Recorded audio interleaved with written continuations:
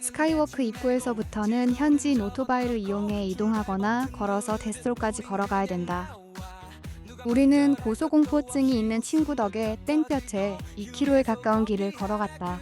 데스록에서 700m쯤 더 들어가면 마피랭 스카이워크 트레일에 있는 숨은 명소로 바위산에 자연적으로 뚫린 둥근 구멍이 마치 거대한 눈처럼 보여 붙여진 이름의 마피랭 아이라는 뷰포인트가 있다. 하지만 체력이 저지른 우리는 아쉽지만 데스록까지만 보고 돌아왔다. 만약 현지인 오토바이를 이용한다면 데스록을 거쳐 마피랭 아이까지 다녀오는 걸 추천한다.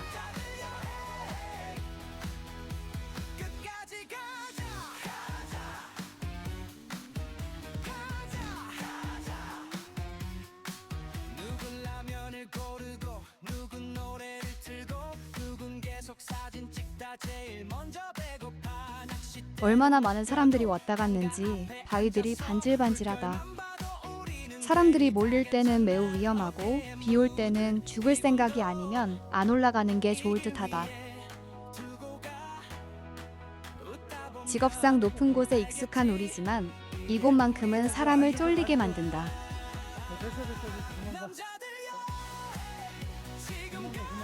남자들이 왜 일찍 죽는지 굳이 설명 안 해도 알 것 같은데.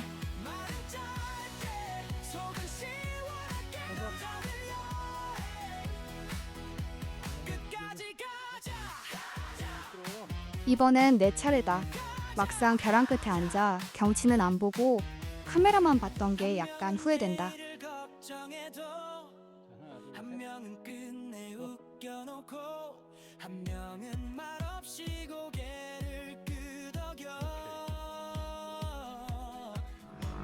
우리 뒤에 기다리던 여성 관광객들인데 오마이갓만 외치며 많이 무서워했지만 결국 데스록 끝에 앉아 사진까지 찍는 걸 보니 여자들도 그리 오래 살 것 같진 않다.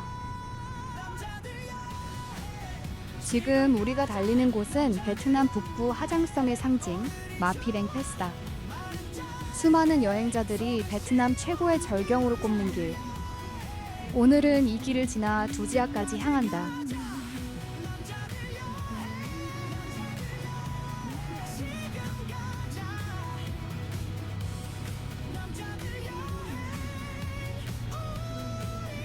동방고원은 수억 년 전 바다였던 곳이다. 지금은 거대한 석회암 고원으로 변해 있다. 이 지역은 유네스코가 지정한 세계 지질공원으로 알려져 있다. 우리나라에도 우주 진안 전북 일부가 세계 지질공원으로 지정돼 있다. 마피랭 패스는 베트남 최고의 절경으로 꼽힌다. 마피랭 패스. 이름의 뜻은 말의 콧등이라는 의미를 가지고 있다. 너무 가파르고 험해서 말조차 숨을 헐떡인다고 하여 붙여진 이름이다. 절벽 아래로는 에메랄드빛 강이 흐르고 사람은 자연 앞에서 한없이 작아져만 보인다. 그래도 척박한 땅에 수많은 소수민족들이 농사를 주업으로 이곳에서 삶을 이어가고 있다.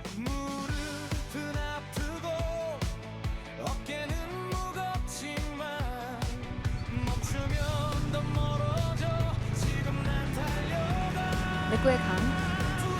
중국 국경 부근에서 시작된 물줄기는 깊은 협곡을 만들며 흐른다. 수백 미터 높이의 절벽과 강이 만들어낸 풍경은 하장루트의 상징이 되었다. 사람들이 왜 하장루트의 하이라이트로 마피랭 구간을 꼽는지 알 것 같다. 다시 오게 된다면 마피랭 구간에 있는 숙소에서 머물며 일출을 보고 싶다. 마피랭 패스를 뒤로하고 네오박을 향해 내려가는 순간 또 다른 이야기가 시작된다. 굽이굽이 이어지는 산길은 마치 거대한 용이 산등성이를 따라 기어간 흔적처럼 보인다. 수십 년 전만 해도 이 길은 존재하지 않았다. 1950에서 60년대 수많은 청년들이 망치와 정 하나만 들고 절벽을 깎아 지금의 길을 만들었다고 한다. 현지인들이 이 도로를 행복의 길이라고 부르는 이유다. 길을 따라 내려가다 보면 척박한 바위산 사이에 작은 마을들이 모습을 드러낸다. 이곳에는 흐몽족을 비롯한 여러 소수민족이 대대로 살아오고 있는 곳이다. 가파른 산비탈에 옥수수를 심고 험준한 자연과 함께 살아가는 사람들. 그들의 삶은 지금도 산과 깊게 연결되어 있습니다. 점점 고도가 낮아지면서 레오박 계곡이 눈앞에 펼쳐진다. 높은 산들에 둘러싸인 작은 분지, 바로 레오박이다. 예로부터 이곳은 주변 산촌 사람들이 모여 물건을 교환하고 소식을 나누던 중심지였다. 특히 일요일이면 수많은 사람들이 전통 의상을 입고 시장으로 모여들어 마을 전체가 활기로 가득 찬다. 마피랭 패스가 자연의 위대함을 보여주는 곳이라면 레오박은 그 자연 속에서 살아가는 사람들의 이야기를 들려주는 곳이다. 절벽 위에서 시작된 여정은 결국 사람들의 삶이 있는 마을로 이어지고 그것이 바로 하장 루프가 특별한 이유다. 눈으로 보는 풍경만이 아니라 그 안에서 살아가는 사람들의 이야기가 함께하기 때문이다. 오늘도 많은 라이더들이 마피랭의 절경을 뒤로한 채 레오박을 향해 달린다. 우리 역시 달린다.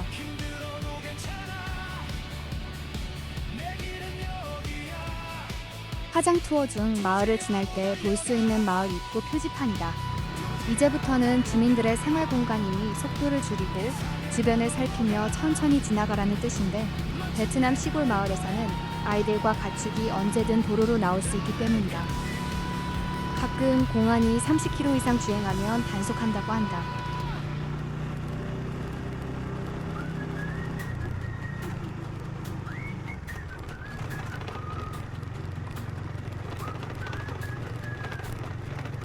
레오박을 지나 두지아로 가는 길은 도로가 매우 안 좋다.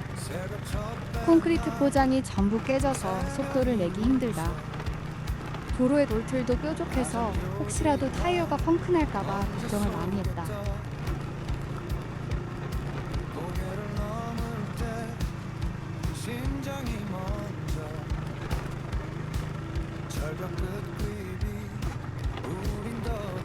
레오박에서 두지아까지는 하장 루프에서 가장 아름답고도 모험적인 구간 중 하나다. 거리는 약 80에서 90km 정도이며 오토바이로 너댓 시간 정도 걸리지만 사진 촬영과 휴식을 포함하면 하루 일정으로 잡는 것이 좋다. 실제로 도로 상태가 좋지 못해 시간이 6시간 정도 걸렸다.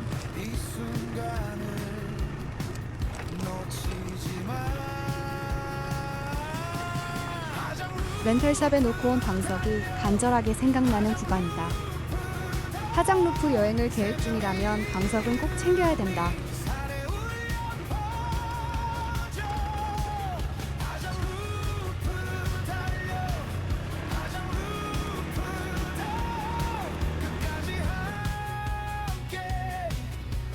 길을 달리다 보면 중간에 커피나 음료를 파는 노점이 많은데 코스초입보다는 두세 번째 노점들이 뷰가 좋다.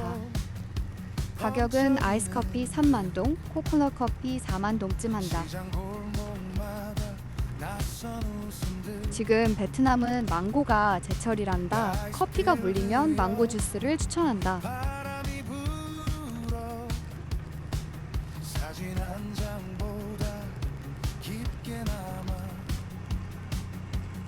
울퉁불퉁한 산길을 따라 천천히 움직인다.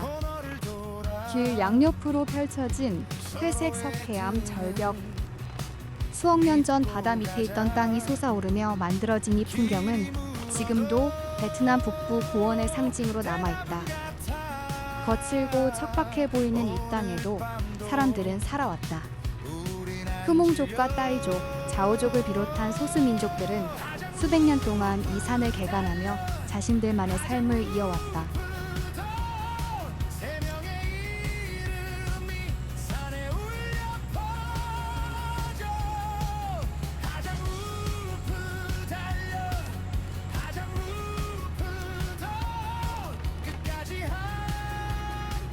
이 길은 단순한 이동 경로가 아니다. 하장 루프를 완성해가는 여행자들에게는 가장 깊은 여운을 남기는 구간이다. 산 아래로는 작은 마을들이 점처럼 흩어져 있다. 멀리 보이는 흙집들과 옥수수밭, 그리고 집으로 향하는 아이들의 모습. 이곳에서는 여전히 자연의 시간에 맞춰 하루가 시작된다.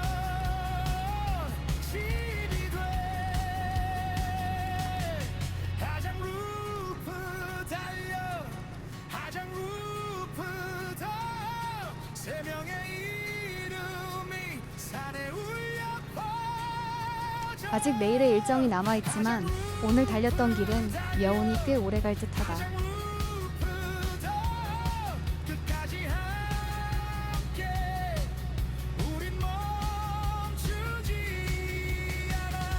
길은 점점 남쪽으로 향하며 변화를 보여준다. 레오박 주변의 날카로운 바위산은 서서히 사라지고 대신 부드러운 능선과 초록빛 계곡이 모습을 드러낸다. 풍경이 달라지면 사람들의 표정도 달라진다. 여행자들은 어느새 오토바이를 세우고 사진을 찍기 시작한다. 눈앞에 펼쳐진 풍경은 마치 한 폭의 수채화 같다. 계단식 논과 작은 마을, 그리고 구름이 걸려있는 산봉우리. 베트남 북부의 진짜 아름다움은 바로 이런 평범한 풍경 속에 숨어 있다.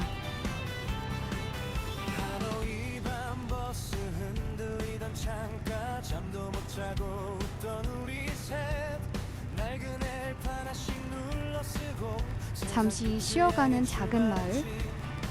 길가의 카페에는 여행자들이 모여 시원한 커피 한 잔을 마신다. 서로 국적도 언어도 다르지만 같은 길을 달렸다는 이유만으로 금세 친구가 된다. 하장 루프에는 이런 특별한 힘이 있다. 낯선 사람들을 하나로 연결하는 힘. 그리고 여행을 단순한 관광이 아닌 추억으로 만드는 힘. 다시 시동을 건다. 두지안은 이제 멀지 않다.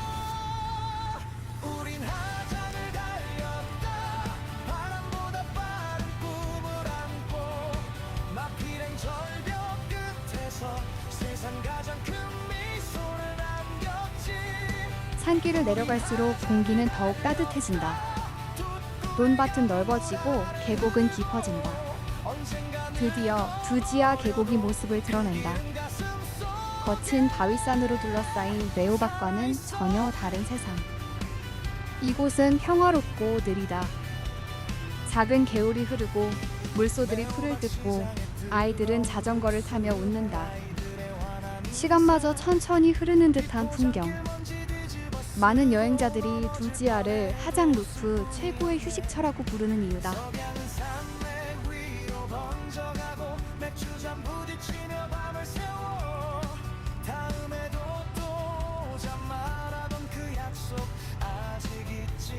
해가 서서히 기울기 시작한다. 하루 종일 달려온 오토바이는 마침내 목적지에 도착한다. 산 뒤로 붉은 노을이 내려앉고 마을에는 저녁 식사 준비가 시작된다. 멀리서 다구는 소리가 들리고 아이들의 웃음소리가 골목을 채운다. 레오박에서 출발한 오늘의 여정은 끝났지만 마음속 여행은 아직 끝나지 않았다. 거친 돌산과 끝없는 고갯길, 그리고 초록빛 계곡이 선물한 평화로운 풍경. 하장 루프는 단순히 아름다운 길이 아니라 사람과 자연이 함께 만들어낸 이야기다. 그리고 그 이야기의 마지막 장면 중 하나가 바로 이곳 두지아다. 오늘도 산은 그 자리에 있고 길은 또 다른 여행자를 기다린다. 그리고 우리는 그 길 위에서 잊지 못할 하루를 기억하게 된다. 레오박에서 두지아까지 그 길은 목적지가 아닌 여행 그 자체였다.